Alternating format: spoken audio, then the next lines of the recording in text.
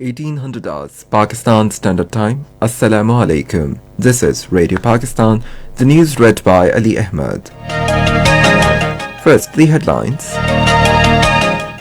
Addressing at the launching ceremony of Kosa University in Murray today, Prime Minister said the government is developing new tourist destinations to promote tourism and provide jobs to local people. Finance Minister has reiterated the government's firm resolve to achieve macroeconomic stability and sustained growth through a consultative process. Foreign Minister is in Ankara to hold talks with the Turkish leadership on bilateral relations and regional security. The delegation of Sri Lankan Buddhist monks visiting Buddhist sites in Pakistan have appreciated the steps taken to preserve their sacred relics and thanked the government for facilitating their visit.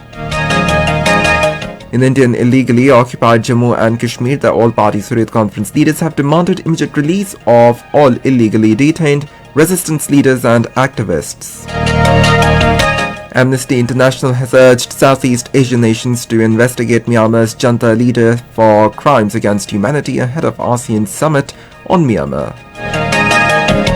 Zimbabwe beat Pakistan by 19 runs in the second T20 in Harare today.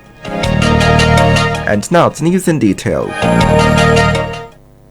Prime Minister Imran Khan today launched various development projects in Murray, including establishment of Kosar University and upgradation of TB Sanatorium Hospital. Addressing the launching ceremony, he said the government is focusing on developing new tourist destinations to promote tourism and to provide jobs to local people. He said tourism is future of Pakistan and Kosar University will contribute a lot in this regard. Imran Khan said we can retire our debt by promoting tourism sector in all parts of the country. He said, like Switzerland, we can develop tourism as a science by launching courses in hospitality management and earn more by developing our northern areas and other tourist spots across Pakistan. He said tourism sector has been flourishing in Pakistan with double pace every year. The Prime Minister on the occasion also planted a sapling under the Clean and Green campaign. He also distributed checks among the deserving people under SARS program as well as loans under Kamyab Jawan program. Prime Minister Imran Khan has appealed to the people to strictly follow standard operating procedures to flatten the curve of COVID-19 and avoid lockdowns in the cities. In a televised address after a meeting of National Command and Operations Centre in Islamabad today, he warned if people did not comply with health guidelines and situation further deteriorates, we will have to impose lockdowns in the cities. The Prime Minister, however, said at present we are not resorting to that option as it will affect the economy, the industry and especially the underprivileged segments of the society including daily wages and labourers. The Prime Minister said Pakistan Army's help has also been sought to support the law enforcement agencies in ensuring compliance to the SOPs. Speaking on the occasion, Minister for Planning and Development Asad Umar announced a series of measures and restrictions to avoid the spread of the disease. The minister said meeting has directed National Command and Operations Centre to prepare a plan in consultations with provinces in the next few days to deal with the situation in case lockdown is implemented in cities. Finance Minister Shaukat Tareen has reiterated the government's firm resolve to achieve macroeconomic stability and sustained economic growth by following a consultative process. He made these remarks while talking to Country Director of World Bank Group, Najib Hassin, who met with him in Islamabad today. The Finance Minister advised the country director that the first Economic Advisory Council meeting had decided to work towards reinvigorating the productive sectors of the economy.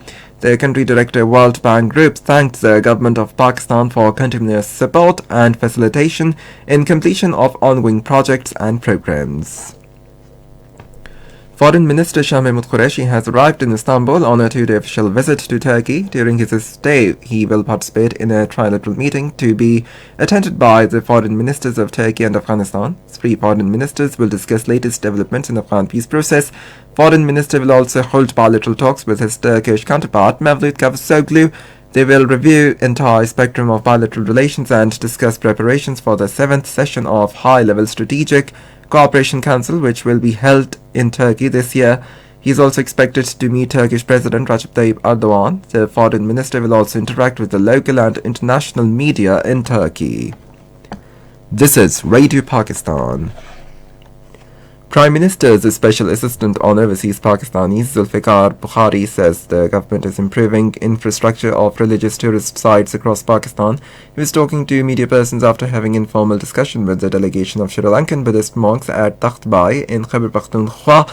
The Special Assistant to Prime Minister said infrastructure is being developed in cooperation with the World Bank under government's religious tourism policy. A delegation of Sri Lankan Buddhist monks visited Ashoka's rock edict at Shehbaz Gari in Mardan district of Khyber Pakhtunkhwa today. The delegation also visited Buddhist ruins of Jamal Gari in Khyber Pakhtunkhwa today.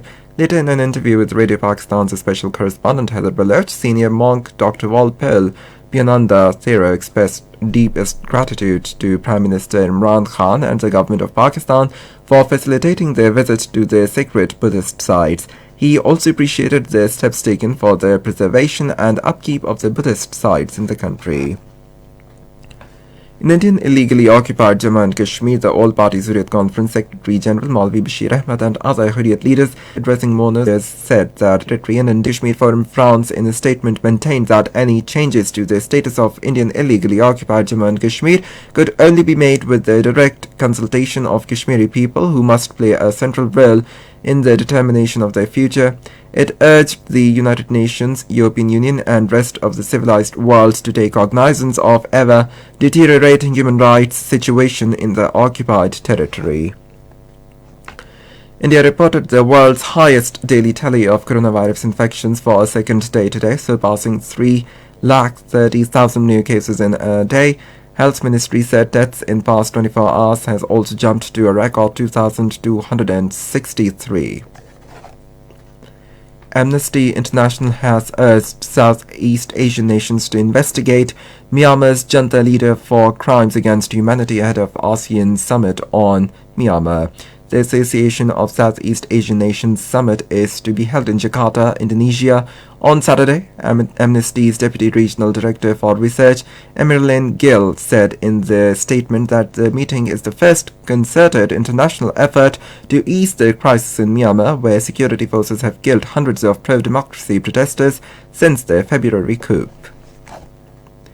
Over 100 Palestinians and 20 Israeli police were injured in overnight clashes in East Jerusalem.